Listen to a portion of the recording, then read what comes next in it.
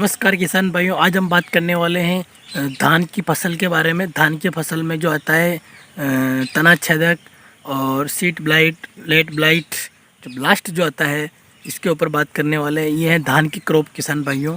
और बहुत सारे किसान भाइयों का सवाल था कि धान की फसल में कौन सी बीमारियां आती है और कौन से रोग आते हैं, तो कैसे करें कंट्रोल। तो इसके लिए हमने आज ये स्पेशल वीडियो है किसान भाइयों के लिए। अब ये आप जानकर बहुत खुश होंगे कि धान की क्रॉप बहुत अच्छी लगती है और जब इसके खेत पे जाते हैं तो इसमें बहुत ही शानदार स्मेल आती है।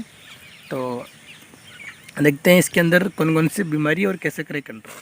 तो किसान भाइयों, आप देख रहे होंगे कि ये है ब्लाइट। तो ब्लाइट के लिए और इसमें जो मेन बात होती है किसान भाइयों की, ये है जो कि धान की क्रॉप है। धान की क्रॉप में क्या होता है कि जब इसमें बालियाँ बनती हैं तब इसमें पानी भरा हुआ रहना चाहिए खेत में, तब जाके इसकी जो बालियाँ होती है सही तरीके से और पूरी तरीके से भर जाती है और इसमें दाना की कमी नहीं होती है। अगर इस समय अगर खेत में पानी नहीं हो तो फिर क्या होता है कि जो दाना बनता है उस दाने में दाना पूरा तरीके से परिपक्व नहीं होता है और उसके वजन में कम हो जाता है। मैं आपको बताना चाहता हूँ, धान की फसल में जितना मैं जानता हूँ कि बीमारियों और कीटनाशकों से लड़ने के लिए हमें क्या करना चाहिए। ब्लास्ट धान की अधिक नुकसान पहुँचाता है। ब्लास्ट धान की फसल को बहुत भारी नुकसान पहुँचाता है, यानी कि शुरू से लेकर लास्ट तक ब्लास्ट को कंट्रोल नहीं करा जाए तो धान की मात्रा में कमी आ सकती है, यानी कि बाज़ार के मूल्य में भी कमी लाएगा। तो हमें क्या करना है कि पुराने पौधों के अंदर भी धान की फसल में जो ब्लास्ट के लक्षण यानी कि छुपे हुए रहते हैं, न्यूनतम तापमान अधिकतम तापमान पर इनका आक्रमण होता रहता है। तो हमें क्या करना है, यानी कि ब्लास्ट को कंट्रोल करने के लिए इनकी ये कोशिकाओं के अंदर तक चला जाता है और कोशिकाओं से अंदर से हमें इनको कंट्रोल करना है।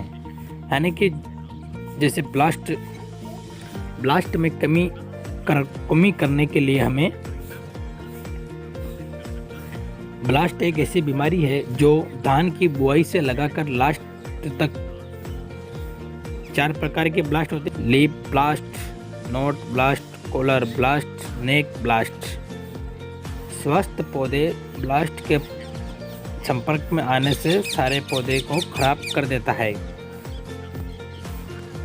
अगर हमें धान की अवस्था सही अवस्था पर कंट्रोल नहीं करा तो यह बहुत भारी मात्रा में ब्लास्ट पूरे पौधे को, पूरे खेत को खराब कर सकते हैं। और इनकी ब्लास्ट की एक ऐसी बीमारी है जो एक पौधे से दूसरे पौधे तक बहुत ही जल्दी फैलती है। तो हमें ब्लास्ट की ऐसी बीमारी है, कई किलोमीटर तक ब्लास्ट मतलब ये फैला जाता है, तो फसल को भारी नुकसान पहुंच जाता है, उपज में भारी नुकसान होता है। ये फफूंद हमें आँखों से नहीं दिखती है और इनके आक्रमण का हमें बहुत जल्द पता नहीं लगता है। तो ये जब फैलती है तब पूरे खेत में फैल जाती है। इसी हमें सही अवस्था में ब्लास्ट को कंट्रोल करना, लीफ ब्लास्ट और नोट ब्लास्ट पर हमें उसी समय नियंत्रण कर देना चाहिए जब हमें लक्षण दिखने लगे।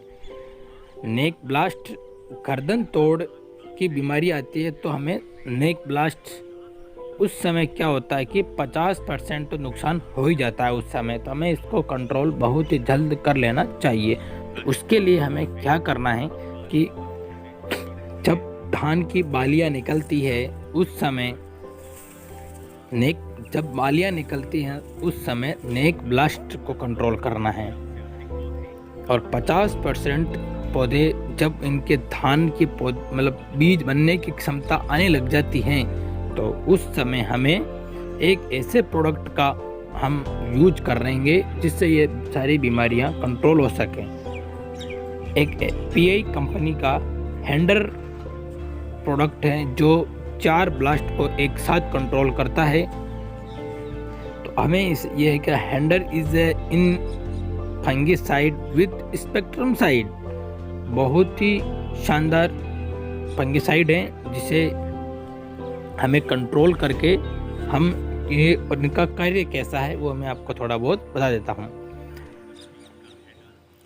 ये जो बीमारी की रोकथाम के लिए हैं, धान की मात्रा और गुणवत्ता को बढ़ाता है। तो किसान भाइयों, आप देख रहे भोजन होंगे कि बनाने ये है वाली ब्लाइट। पत्तियों को स्वस्थ तो ब्लाइट रखता है के और लिए उनको हरा रखता है। और उनके परिणाम इसमें जो स्वरूप मेन बात होती है किसान भाइयों की, ये पौधे है जो धान की क्रॉप है। अति धान उत्तम की क्रॉप भोजन में क्या होता बनाते है कि हैं, जब इसमें ये फालियां बनती हैं इसीलिए तब इसमें पानी भरा हुआ और रहना चाहिए पौधों खेत के में। अंदर तब अधिक जाके दाने इसकी जो भरते हैं पालियां होती है और सही दाने तरीके के से और पूरी आकार भी तरीके से बड़ा भर होता जाती है। है और इसमें दाने की कमी नहीं होती। हमें अगर इनका इस समय कार्य अगर खेत करने में की पानी शैली नहीं हो और तो अच्छा फिर है। क्या हमें होता है इसका कि प्रयोग करके हम जो हमारे दाना धान बनता है की वो दाने फसल में में दाना ब्लास्ट एक बीमारी को पूरा कंट्रोल तरीके से परिपक्व नहीं होता है और कर सकते हैं। उसके और वजन में कम हो जाता है। इसके अंदर जब मैं आपको बताना चाहता था कि इसकी डोज जो है 400 ml प्रति एकड़ है।